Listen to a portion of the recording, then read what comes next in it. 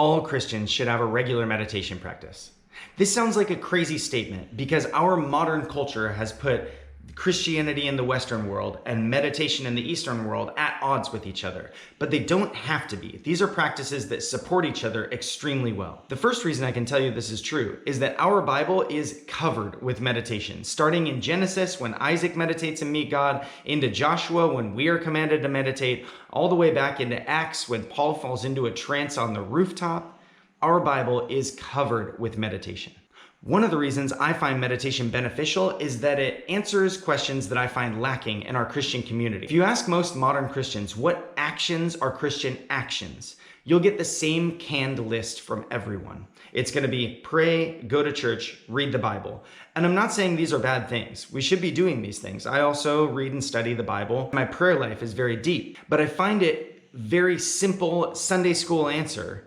And I think it's just lacking when we look at life as a whole. These are a few simple actions. They don't really answer the big questions. Now, you may have heard or be thinking that there's a danger in meditation, and this could be fair. There are definitely many different intents and focuses that we can bring to our meditation practice, and some of those could possibly be dangerous.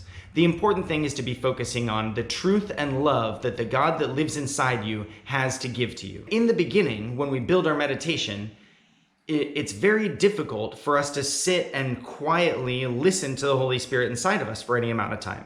So really, the first thing we do is just building focus. And on the note of building focus, we could just look at meditation as being quiet time that we spend listening to the Holy Spirit inside of us. In Matthew, Jesus tells us, "Seek and you will find." So if we spend quiet time seeking union with the Holy Spirit within us, we will find it. So meditation is sitting quietly and listening for the Holy Spirit inside of us. And it's interesting and feels strange to me that I now consider myself a Christian mystic. Mysticism is defined as seeking the experience of God, like not the study, but the actual experience in this moment.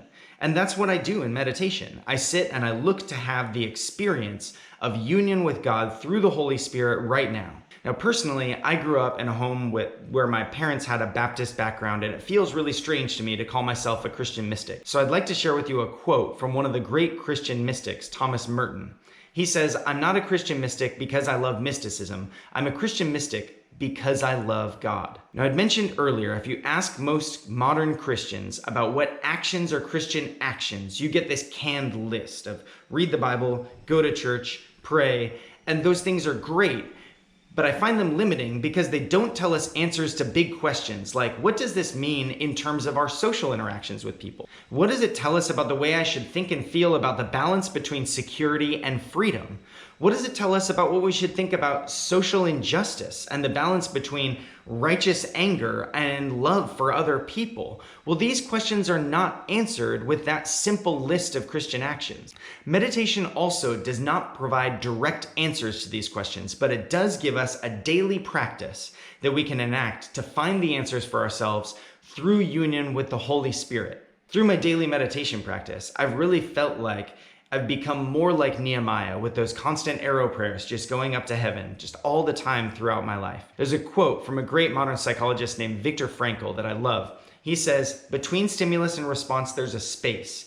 In that space lies our ability to choose our response. And in our response lies our growth and freedom." I've heard this called on a podcast, the Mindfulness Gap. And I really like the idea of that mindfulness gap. Through daily meditation practice and just sitting and quietly listening to the Holy Spirit, I find that mindfulness gap gets a lot bigger, and it gives me the ability to break in and choose a response, or the ability to break into that space and have little arrow prayers to heaven and just looking for that response from God about the way that we should act. Now, you still may be asking yourself, but how can a meditation practice lead us to God? And I'll give you two reasons that I know it can. The first one is that the Holy Spirit lives within you. So if we spend quiet time listening and looking within and quieting our ego completely, what we have left to meet is our connection with the divine. It's the Holy Spirit. The second reason I'll give you is that many Christians see heaven as some future thing that's going to come. But Jesus told people in his day that some of the people there would experience heaven before the end of their lives. Well, obviously all of those people have passed away. It means heaven is accessible to us in the now. Right now, in our lives, we can have union with God and experience heaven. And that's what meditation can lead us towards.